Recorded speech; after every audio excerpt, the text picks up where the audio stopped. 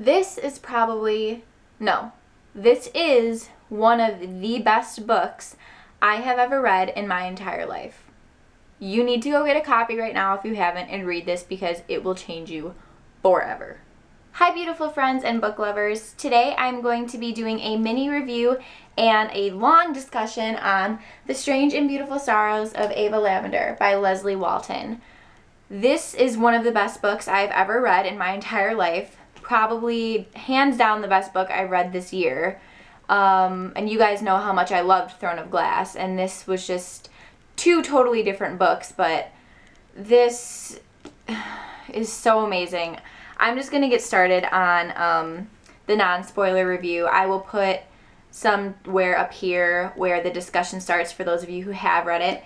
But for non-spoiler, I'm going to read the inside flap. Love makes us such fools. Generations of the Rowe family have learned this lesson the hard way. Foolish love appears to be the family birthright, in fact, which casts an ominous fate for its most recent progeny, twins, Ava and Henry Lavender. Henry is mute for much of his young life, and Ava, in all the other ways a normal girl, is born with the wings of a bird. In a quest to understand her peculiar disposition and a growing desire to fit in with her peers, 16-year-old Ava delves into her family's past and ventures into the wider world, ill-prepared for what she might discover and naive to the twisted motives of others. Sorry, it's like freezing my room.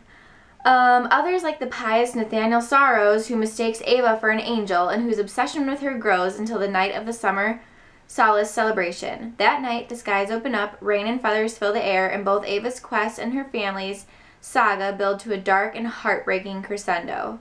First-time author Leslye Walton has constructed a layered and haunting mythology of what it means to be born with a heart that is tragically and exquisitely human.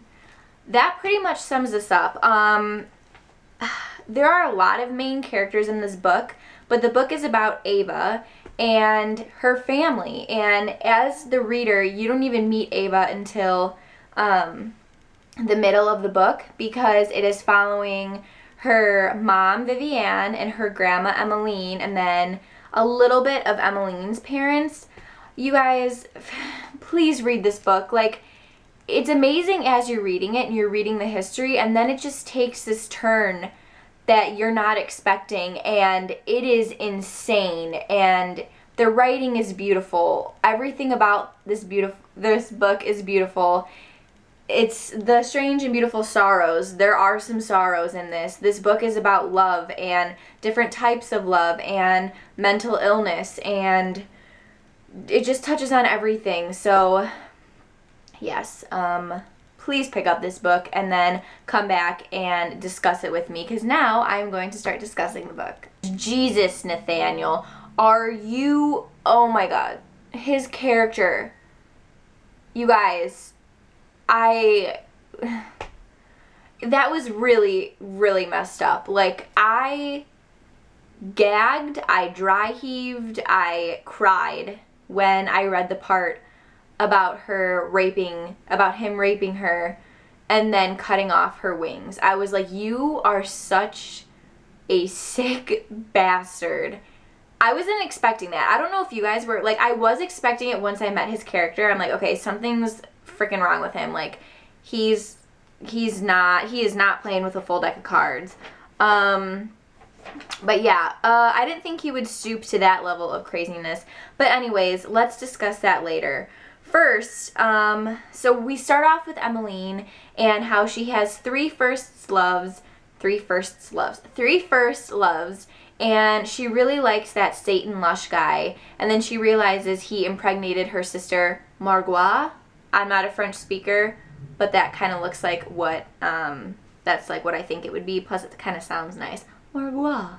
Anyways, so she doesn't love again ever in her life besides her daughter, who she really took a long time to start loving. And, you know, she marries because she marries, I'm blanking on his name, but she marries him because he's crippled and she knows that he's not going to leave her, which is just a terrible motive, but whatever. So she gets into that really depressive state, just like her own mom did when her own mother thought that her husband was cheating on her when he really wasn't, and like I saw a lot of depression in this book. I saw a lot of characters coming in and just like coming into themselves, curling up in these depressive states where they just didn't want to unwind for various reasons. And, you know, throughout the book, she starts to see her deceased siblings, who, by the way, all died terrible deaths. Margois cutting out her own heart after 6 hours of being a mother,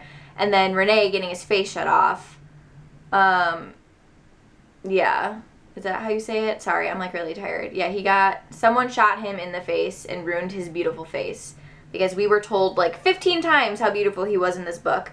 But anyways, so then she has Vivienne, and Vivienne loves Jack, and Jack loves Vivienne, but not as much as he would love the approval of his father, which really just grinds my gears, because I'm like, if you love someone and you have a parent as terrible as Jack Griffith, who gives? Like, who cares? Love Vivienne, love her, because, like, oh, God, Jack really pissed me off. And in the end, when he was like, we can be kind of a family if you want. Oh, yeah, that's my heat clicking on. If you guys, I don't know if the audio is picking that up. But, he's like, yeah, but I'm not going to leave, like, my wealth now. And I was like, whatever, dude. Like, you didn't deserve her, and you sure as hell don't deserve Henry and Ava. Let's see, Pinnacle Lane in itself, along with birds. Birds were so symbolic throughout this. The feather on the cover, just everything about birds was all like kind of related back. To me, with Pinnacle Lane and Ines being like never aging. You know, she set the host on fire. You know, she couldn't touch anything without it burning. But she was just like Ava, just pretty much a trapped soul in a body that they most likely don't want and didn't ask for, and yet had to deal with society and its cruel ways. And, you know, in the end, her ghost helps Ava. But I was just like, poor Ines and poor Ava. But, so, you know, in the beginning, it talks about this book being about different types of love, and I wrote down how I saw the love in this book, both twisted and beautiful. So Jack wanted love from his father, which was twisted. His father, Jack Griffith, or what was his name? Yeah, I can't think of his name right now, but oh my gosh, I'm gonna like put it in the caption because I can't believe I'm like blanking. But anyways, his father didn't love Jack, and his father also didn't love his own wife. He only cared about himself and what people thought of him. And I was like, please don't care what other people think. The only opinions that matter are yours, are your own opinions. Like, who cares if other people judge you? Who cares if you have a nice car, a nice house? Like, as long as you're happy, that's all that matters. And not for him. And then we had Vivienne, or Vivi, who loved Jack, but that was just not enough for Jack, because, you know, he only cared about his father. Emmeline never loved again because her first 3 loves broke her heart, and that kind of was really sad to me, because I was like, you should love again. Like, in my opinion, everyone needs to love something. And, you know, she had that love for the bakery, but she never loved another human passionately again, and that was kind of depressing and sad for me, because I really liked her character. Ro, is that how you say it? Ro and Ava's innocent love was just beautiful. I mean, we got a decent amount in the book for, I mean, it's really not that long. I think it didn't even reach 301 pages. So for that short length, we did get enough, in my opinion, of their innocent romance. And I loved him. I loved how he stuttered. I loved how he was telling her, stop caring what people think. It doesn't matter. Like, you're beautiful, your wings are beautiful, and I accept you for who you are. And then we have Nathaniel, the sick, oh God. I just like feel weird swearing on YouTube, like side rant. Is that weird? Like, I don't know. But anyways, whatever. He's like a sick freak, sicko person. And what he did to her infuriated me so much, because I was like, not only does he think he's some like supreme like high being who's destined for this holy life because that's what his mother like, you know, like painted in his brain, but he just thought that Ava was an angel. And I was like, you know, naturally, if you saw someone with wings, maybe that's your first thought. I don't know. Do you obsess over them? Probably not. Like, let them live their life. And yeah, it broke my heart how terrible what he did to her. Like, how terrible everything was. How terrible her recovery process was. She spoke like 4 words, I think she said, in a matter of 6 months. And then, you know, he got like pretty much like demolished by the ghosts of the family. And I was pretty much like, thank God, because, you know, I think in my head, you know, he like vanished into ashes, aka going to hell, and then left, you know, that black mark on the pavement. But I was like, you know, this whole time Henry, sweet Henry, who I don't know if you guys caught on, in my opinion, Henry had a very severe form of autism. Just his characteristics of not liking to be touched, only saying, like, only speaking when he thought it was important and when he needed to get his point across, counting things. And the reason I'm saying this is because I actually just took pretty much a course on autism, and I learned a lot from it. So in my eyes, he had a very severe form of autism, but back in the 50s, autism wasn't really looked at quite like it is today, which is unfortunate. But he is a brilliant character, and he tried warning the family. He was like the sad man, you know, red on the floor, feathers everywhere. And I was like, you know, the bee in the bush. And I was just like, Henry, someone listen to him, please. Like, oh my God.